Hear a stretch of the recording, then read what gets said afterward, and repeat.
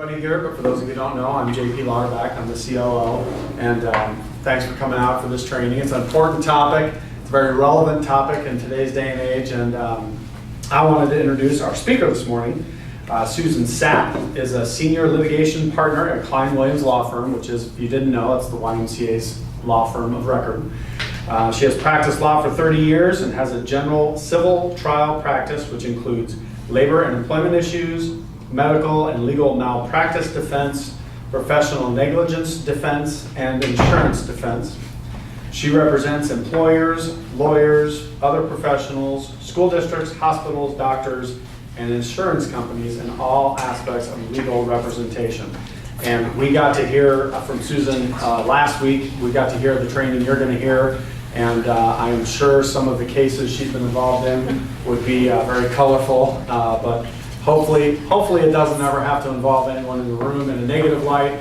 But we wanted to make sure you kind of knew what to look for and what was out there in the world. So at this point, if there's no questions, I will just turn it over to Susan. Thanks for being here. Thank you, JP. Good morning. Thank you for having me. It's always a pleasure to get to work for the YMCA. Okay. Your culture at the YMCA is well stated in your mission statement: to put Christian principles into practice through programs that build healthy spirit, mind, and body for all. And that strengthen community is your cause: positive, lasting personal social change, investing in kids, health, neighbors, youth development, healthy living, social responsibility. Your cause defines you. We know that lasting personal and social change comes about when we all work together. That's why at the Y, strengthening community is our cause, and every day we work side by side with our neighbors to make sure that everyone, regardless of age, income, or background, has the opportunity to learn, grow, and thrive. Great mission statement, great cause. Your beliefs are that when we devote our full strength to the Y's mission and cause and work in partnership, we can address the most pressing issues of our time unlike any organization. All people have potential. Active and connected families make for active and connected communities. We use a holistic approach. In a diverse world, we are stronger when we are inclusive and our doors are open to all. And in honoring our mission, living our cause, acting in accordance with our values, and placing the greater good above self. Awesome. What's the opposite of that? We're here to provide training as one piece of protecting and strengthening this culture at the YMCA, because the opposite of it is an environment where there's discrimination, harassment, and people dread coming to work. We want each of you to understand your rights and responsibilities related to respect and equality in the workplace and anti-harassment. And most of all, I want you to know how to identify illegal harassment and how to report it, and the importance of reporting it. The current climate has changed a little bit. Has anybody heard of the Me Too movement? The Me Too movement was a couple of years ago. Mostly women, but some men started posting on social media their experiences with sexual harassment or sexual assault, and they used the hashtag #MeToo. And it's created a new awareness about hostile environment and sexual harassment. The word sexual harassment and the hostile environment concept really came out of the Anita Hill allegations regarding Clarence Thomas when he was being confirmed on the United States Supreme Court more than 2 decades ago.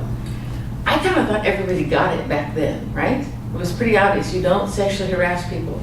Well, apparently we didn't get the message across clearly enough, because there's still a problem as identified by each of these folks here. The common themes that we see is people are typically in positions of power who decide to harass and create a hostile work environment for folks.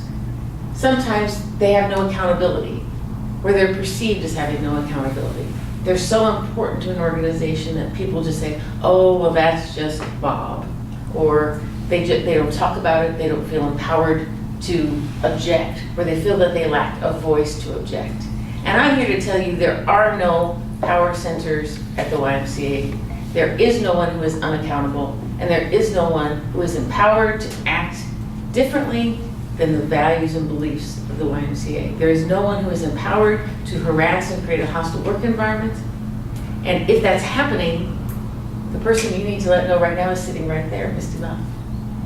And if you feel like you can't report to Misty for some reason, call me, because our joint mission is to make sure that the values and beliefs and drivers of the YMCA are lived out in your work experience, as well as the services delivered to the community. All right, let's talk about what unlawful harassment is. Harassment has to be either quid pro quo harassment or hostile environment harassment. Quid pro quo is Latin for something, this for that. It's the classic kind of harassment. Hostile work environment is when someone is being harassed based on their protected characteristic. Who's covered? Well, if you were victimized by quid pro quo harassment or hostile work environment harassment, it's illegal to be harassed by vendors and clients, guests, co-workers, office staff, supervisors, customers. If it's a term and condition of coming to work, then it's a problem that the YMCA has to solve. For example, if the sheriff who comes into our office almost daily to serve documents and subpoenas harasses our receptionist, sexually harasses our receptionist, that's our problem to solve. Fortunately, that's not a true story. That'd be awkward, but we would have to address it. Because it can't be a term and condition of your employment to be harassed by anybody that your work brings you into contact with. And I know it gets difficult when you're talking about members, but we have to solve those situations as well. All right, going back to quid pro quo, this for that. This is anytime a supervisor threatens or insinuates or explicitly or implicitly implies that you have to engage in a romantic or sexual relationship with that person in order to keep your job or keep your position or keep your pay, keep your shift. That is never okay. Not under any circumstance is that ever okay. It's always illegal. It always needs to be reported immediately, and it will always be stopped immediately. Hostile work environment has more features and elements to it. Let me tell you what it's not first. It's not being held to a performance improvement expectation. It's not being held to work standards. It's not being held to productivity.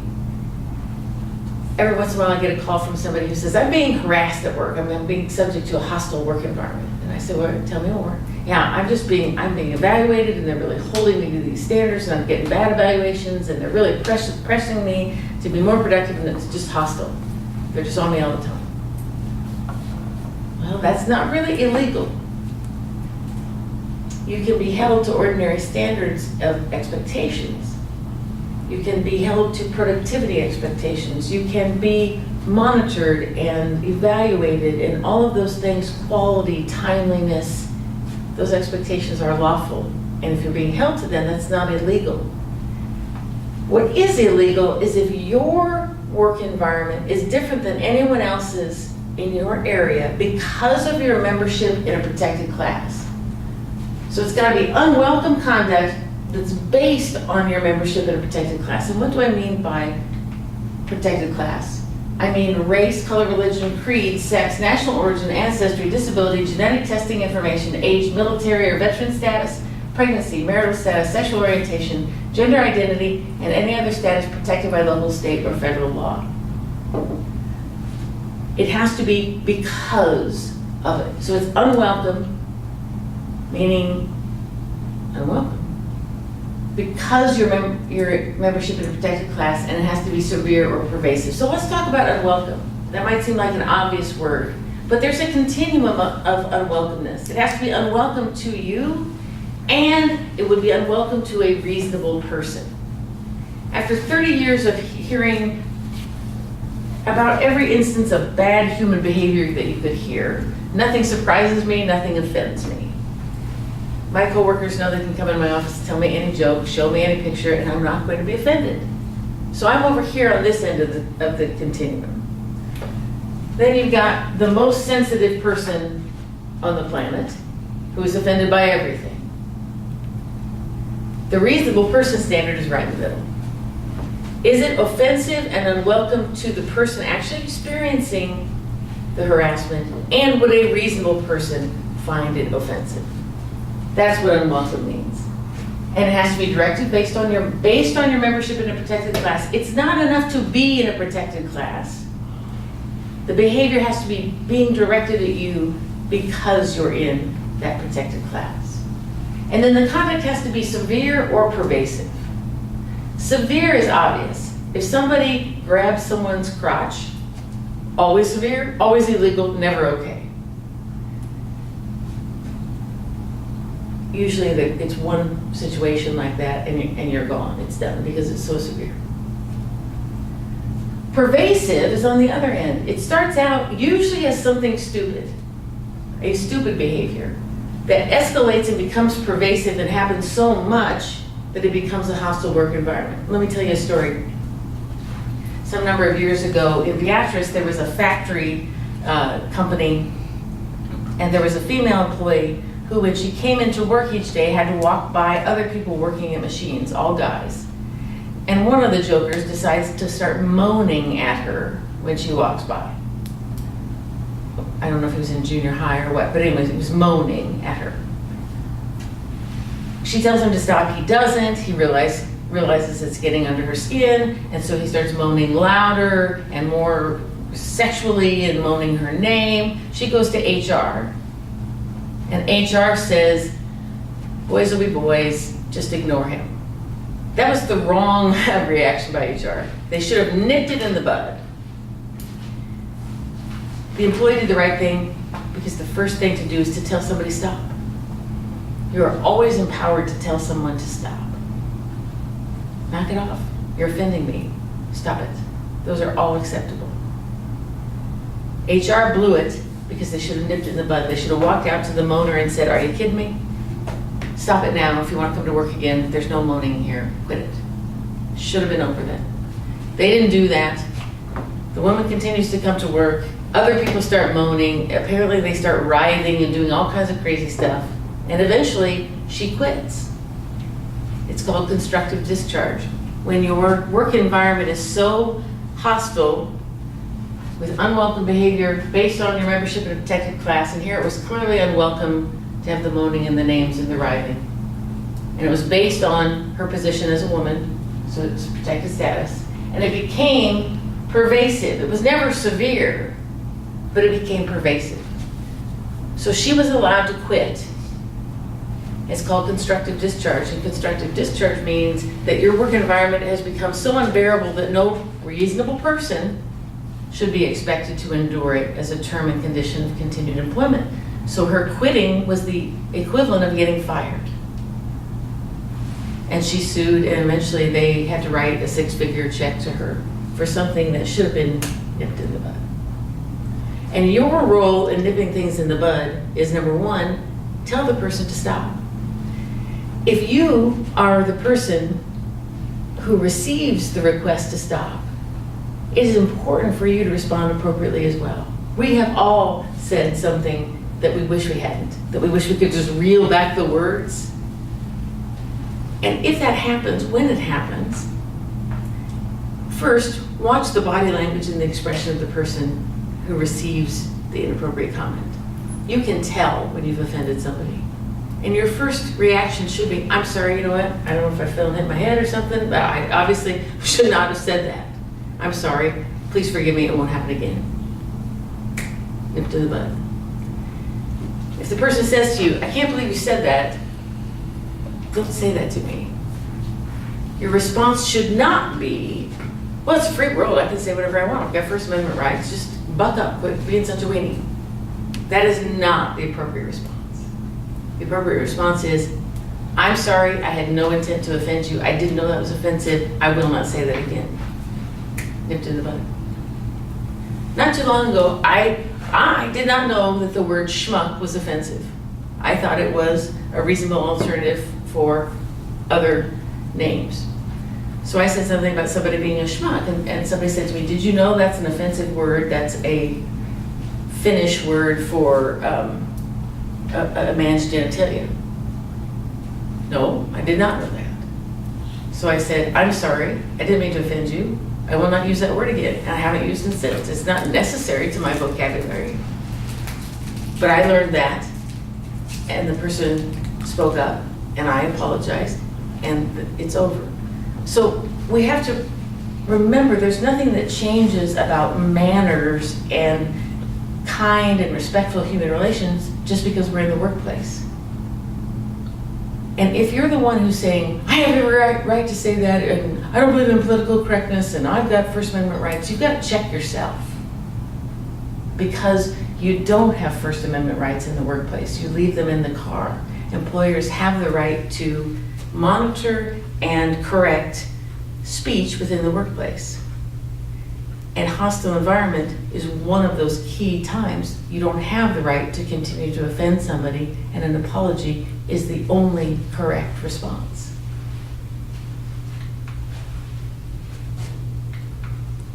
Intention versus perception. When I said schmuck, I didn't intend to offend anybody. But I don't get to define someone else's perception. I don't get to say to you, well, you shouldn't be offended by that. If you are, you are. And I need to own that and respond accordingly with an apology. Again, it has to be offensive to the reasonable person and the victim. Missy might say something to me that doesn't offend me. It might offend a reasonable person, but if it doesn't offend me, it's not illegal. And we need to empower everyone to object to unwelcome or offensive behavior. I understand that's not everybody's personality, but that is what I'm asking you in this training, to speak up and have clear, respectful communication about things that do offend you and nip things in the bud. Don't play along. Have you ever had somebody say something surprisingly offensive and you just kind of nervous laugh because you're thinking, I can't believe they said that, and nothing really comes out of your mouth because you're sort of in shock that they said it? You gotta take a deep breath and just say, did you really say that? Did I hear you right? Don't say that to me. Or, if the person it's directed at gets tongue-tied because he or she is so surprised it's said, but you're standing there, what is your role as the bystander? It's the same. It's to say to the person who made the offensive comment, I heard what you said to him. You know that's not okay, right? Don't do that anymore. Be the advocate for the person who is nervous laughing and shocked and can't quite voice a reaction. That's your responsibility too, to speak up. I'm not here to suck all the fun out of your workplace, I promise. But I'm here to say this is not rocket science. It is not burdensome.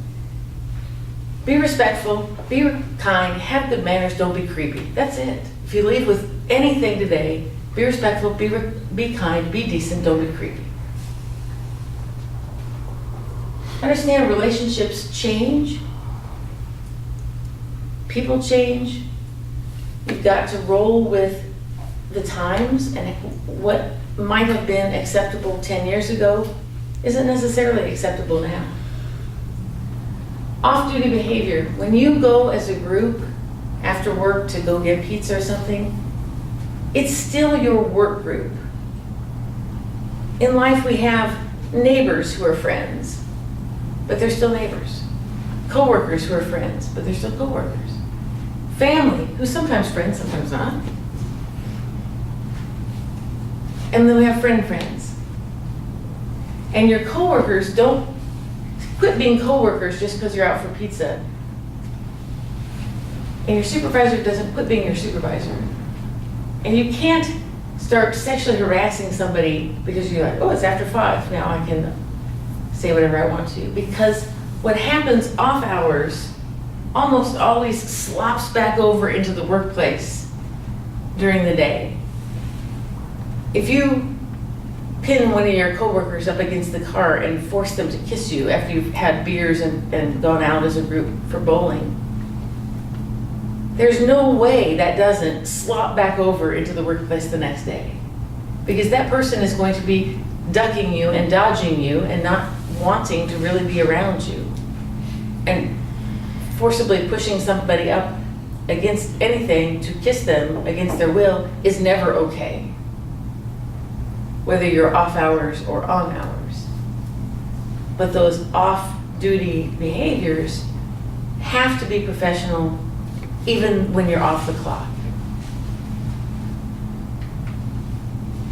I'm going to show you some examples of inappropriate conduct in the workplace, and I'm not trying to make light of it, but this is sometimes an awkward conversation. And I also want to remind you that what you see on TV is not the standard for behavior in the workplace.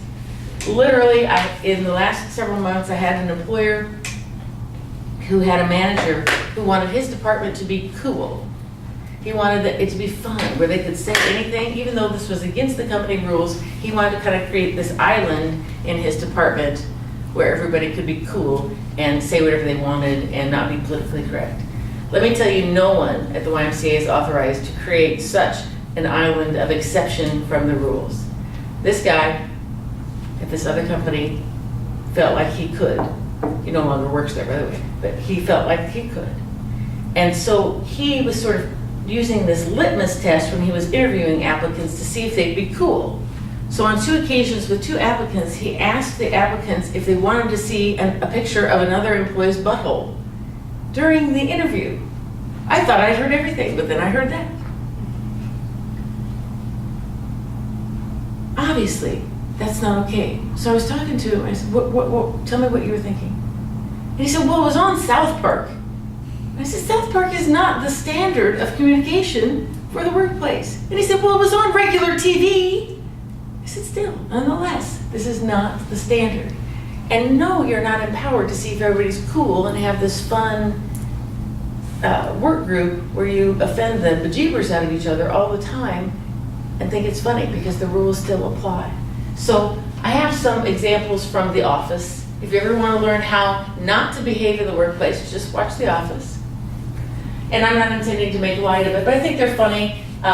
It's also hopefully showing a workplace that's foreign to the one that you know. If it's not the case and you're experiencing anything like what's going on in the videos, you need to let Misty know or me know, and we need to change it right away. Okay, let's talk about a couple things. They were sharing a joke, but everybody else in the room heard, so they were exposed to it.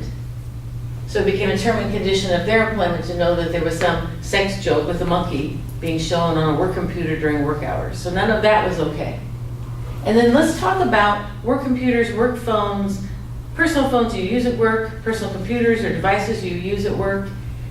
Employees don't have a right to privacy with respect to those things that they use in the course of work. Even if it belongs to you, if you're using it in the course of work, your employer has a right to see what's on it.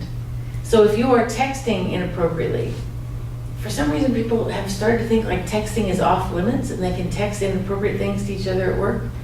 No. Texts get printed out. Texts get saved. Texts get forwarded. Facebook Messenger conversations still exist. They can be obtained off your phone, off your Facebook account. There is no right to privacy in any of that, so don't think that any of your communication modes are off limits. If you are engaging in illegal harassment and we have to do an investigation, we get all of that stuff. Believe me, I have read thousands of hours of people's text messages where I just think, what were you thinking? It's not off limits and it is available and you don't have a right to privacy with it. My rule of thumb is, don't send a text or an email or a Facebook message or any kind of communication that you would not send your grandma. Unless you have really kind of a rough and tumble grandma, in which case it's someone else's grandma. Don't send something that you would be embarrassed if other people knew you sent.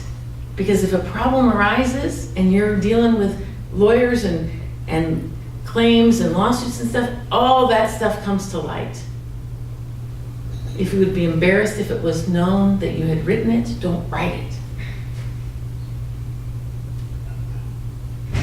If you forward something on email in particular, you have no control over where it's forwarded after that.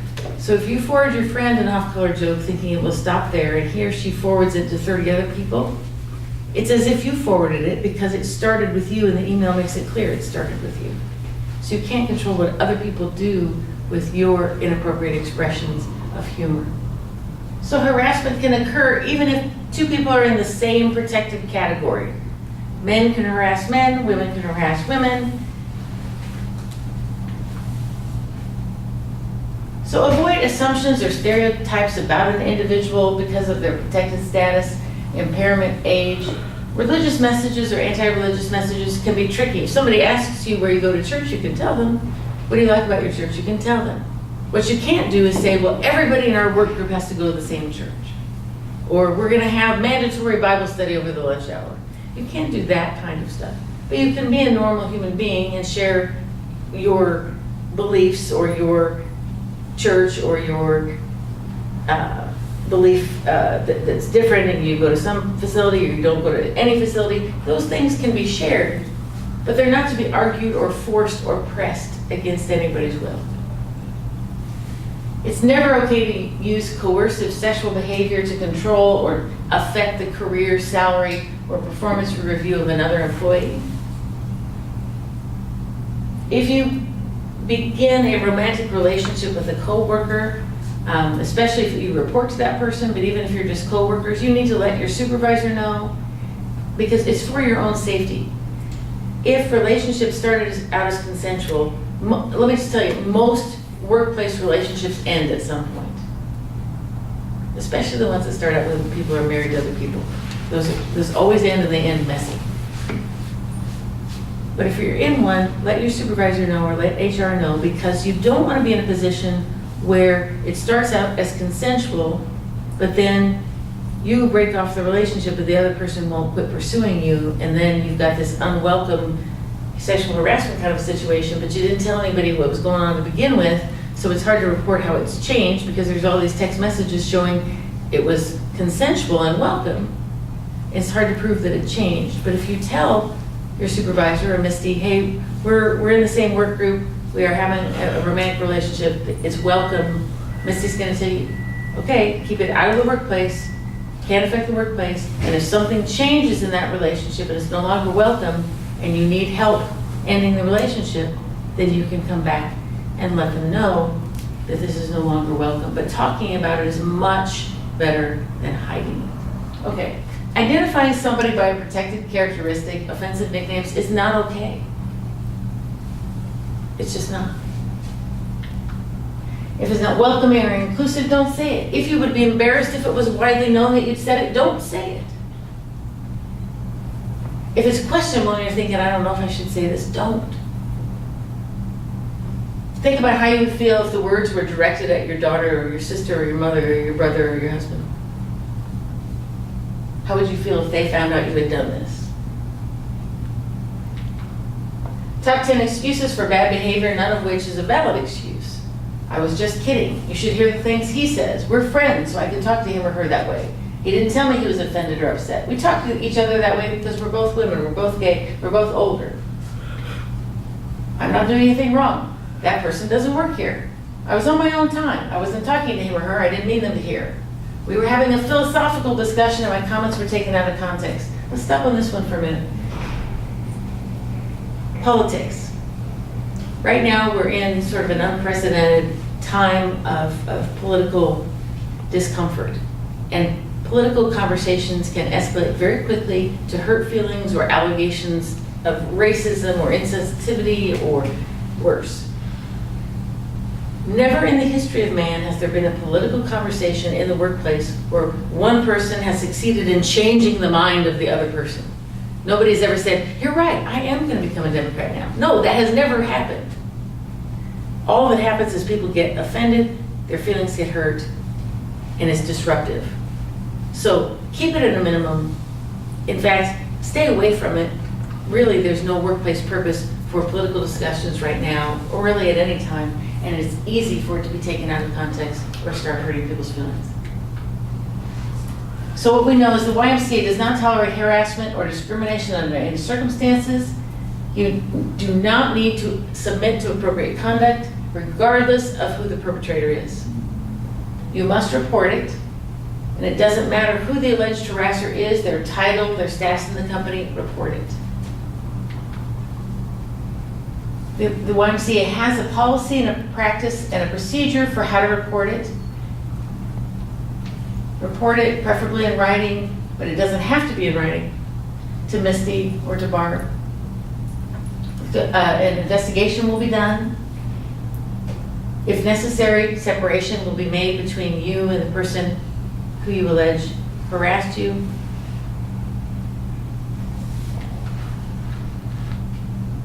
If a violation of the policy occurs, appropriate discipline will be handled depending on the severity, frequency, and pervasiveness of the conduct, prior complaints, sufficiency of the evidence.